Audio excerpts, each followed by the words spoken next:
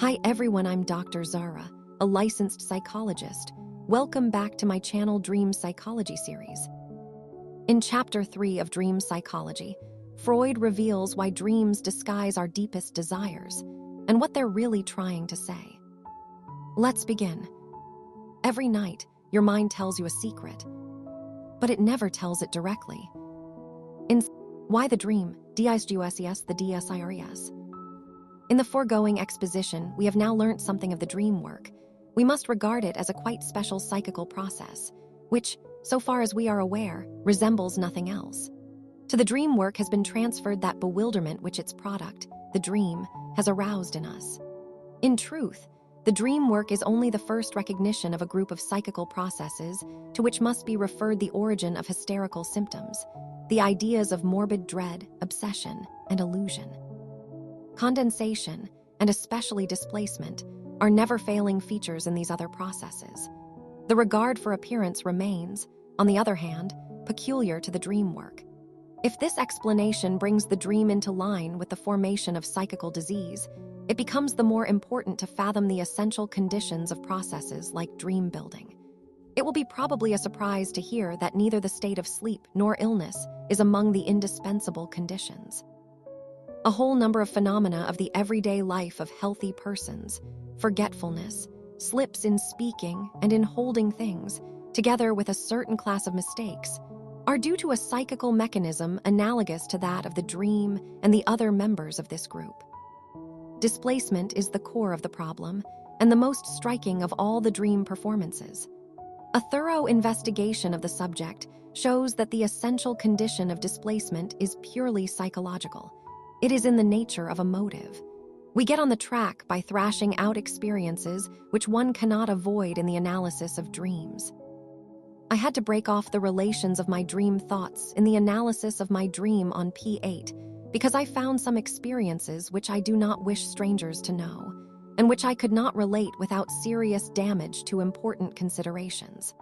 I added, it would be no use were I to select another. Instead of that particular dream, in every dream where the content is obscure or intricate, I should hit upon dream thoughts which call for secrecy. If, however, I continue the analysis for myself, without regard to those others, for whom, indeed, so personal an event as my dream cannot matter, I arrive finally at ideas which surprise me, which I have not known to be mine, which not only appear foreign to me, but which are unpleasant, and which I would like to oppose vehemently, whilst the chain of ideas running through the analysis intrudes upon me inexorably. I can only take these circumstances into account by admitting that these thoughts are actually part of my psychical life, possessing a certain psychical intensity or energy. However, by virtue of a particular psychological condition, the thoughts could not become conscious to me. I call this particular condition repression. It is therefore impossible for me not to recognize some casual relationship between the obscurity of the dream content and this state of repression, the incapacity of consciousness. Whence I conclude that the cause of the obscurity is the desire to conceal these thoughts. Thus I arrive at the conception of the dream distortion as the deed of the dream work, and of displacement serving to disguise this object. I will test this in my own dream and ask myself, what is the thought which, quite innocuous in its distorted form, provokes my liveliest opposition in its real form? I remember that the free drive reminded me of the last expensive drive with a member of my family, the interpretation of the dream being. I should for once like to experience affection for which I should not have to pay, and that shortly before the dream I had to make a heavy disbursement for this very person. In this connection, I cannot get away from the thought that I regret this disbursement. It is only when I acknowledge this feeling that there is any sense in my wishing in the dream for an affection that should entail no outlay. And yet I can state on my honor that I did not hesitate for a moment when it became necessary to expend that sum. The regret, the countercurrent, was unconscious to me. Why it was unconscious is quite another question, which would lead us far away from the answer which, though within my knowledge, belongs elsewhere. If I subject the dream of another person instead of one of my own to analysis, the result is the same. The motives for convincing others is, however, changed. In the dream of a healthy person, the only way for me to enable him to accept this repressed idea is the coherence of the dream thoughts. He is at liberty to reject this explanation. But if we are dealing with a person suffering from any neurosis, say from hysteria, the recognition of these repressed ideas is compulsory by reason of their connection with the symptoms of his illness and of the improvement resulting from exchanging the symptoms for the repressed ideas. Take the patient from whom I got the last dream about the 3 tickets for 1 Florin 50 cruisers. Analysis shows that she does not think highly of her husband, that she regrets having married him, that she would be glad to change him for someone else. It is true that she maintains that she loves her husband, that her emotional life knows nothing about this depreciation, 100 times better. But all her symptoms lead to the same conclusion as this dream. When her repressed memories had reawakened a certain period, when she was conscious that she did not love her husband, her symptoms disappeared, and therewith disappeared her resistance to the interpretation of the dream. This conception of repression once fixed, together with the distortion of the dream in relation to repressed psychical matter, we are in a position to give a general exposition of the principal results which the analysis of dreams supplies. We learnt that the most intelligible and meaningful dreams are unrealized desires. The desires they pictured as realized are known to consciousness, have been held over from the daytime, and are of absorbing interest. The analysis of obscure and intricate dreams discloses something very similar. The dream seen again pictures as realized some desire which regularly proceeds from the dream ideas, but the picture is unrecognizable and is only cleared up in the analysis. The desire itself is either one repressed, foreign to consciousness, or it is closely bound up with repressed ideas. The formula for these dreams may be thus stated: they are concealed realizations of repressed desires. It is interesting to note that they are right who regard the dream as foretelling the future, although the future which the dream shows us is not that which will occur, but that which we would like to occur. Folk psychology proceeds here according to its wont. It believes what it wishes to believe. Dreams can be divided into 3 classes according to their relation towards the realization of desire.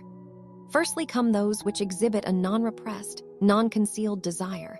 These are dreams of the infantile type, becoming ever rarer among adults. Secondly, dreams which express in veiled form some repressed desire. These constitute by far the larger number of our dreams, and they require analysis for their understanding.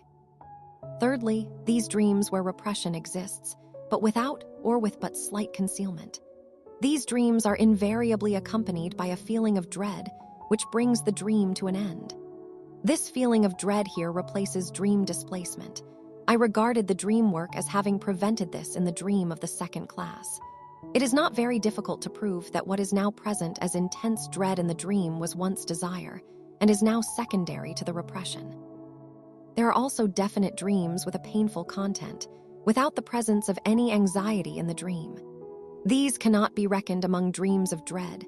They have, however, always been used to prove the unimportance and the psychical futility of dreams. An analysis of such an example will show that it belongs to our 2nd class of dreams, a perfectly concealed realization of repressed desires.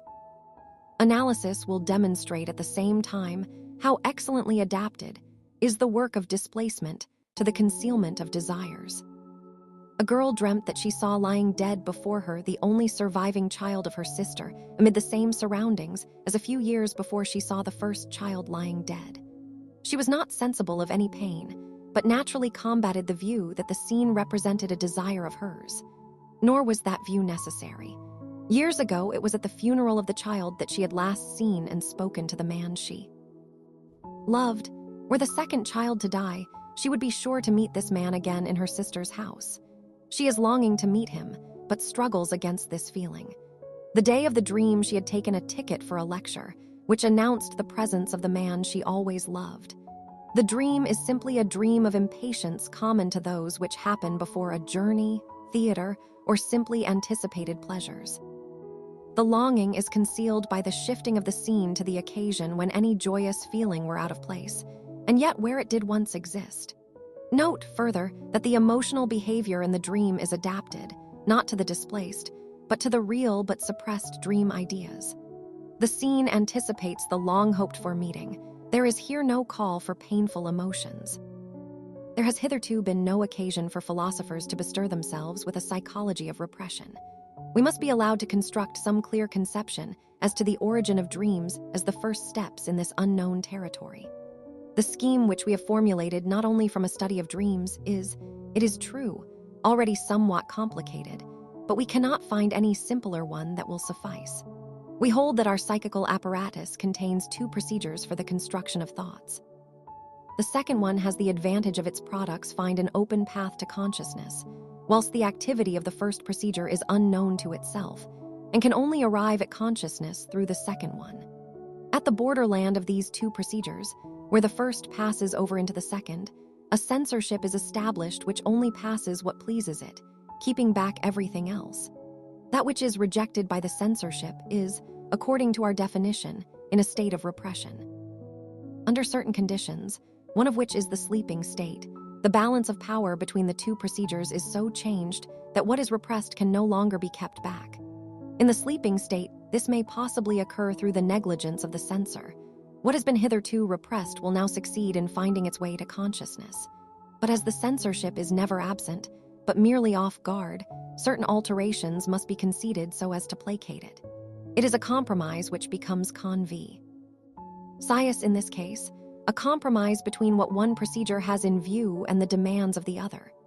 Repression, laxity of the censor, compromise, this is the foundation for the origin of many another psychological process, just as it is for the dream. In such compromises, we can observe the processes of condensation, of displacement, the acceptance of superficial associations, which we have found in the dream work. It is not for us to deny the demonic element which has played a part in constructing our explanation of dream work. The impression left is that the formation of obscure dreams proceeds as if a person had something to say which must be disagreeable for another person upon whom he is dependent to hear. It is by the use of this image that we figure to ourselves the conception of the dream distortion and of the censorship, and we ventured to crystallize our impression in a rather crude, but at least definite, psychological theory.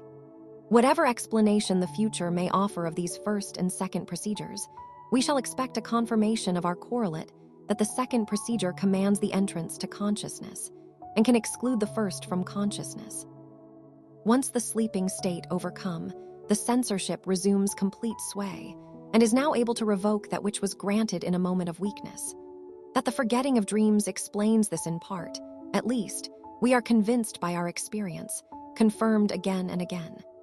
During the relation of a dream or during analysis of one, it not infrequently happens that some fragment of the dream is suddenly forgotten. This fragment so forgotten invariably contains the best and readiest approach to an understanding of the dream. Probably that is why it sinks into oblivion, i.e., into a renewed suppression.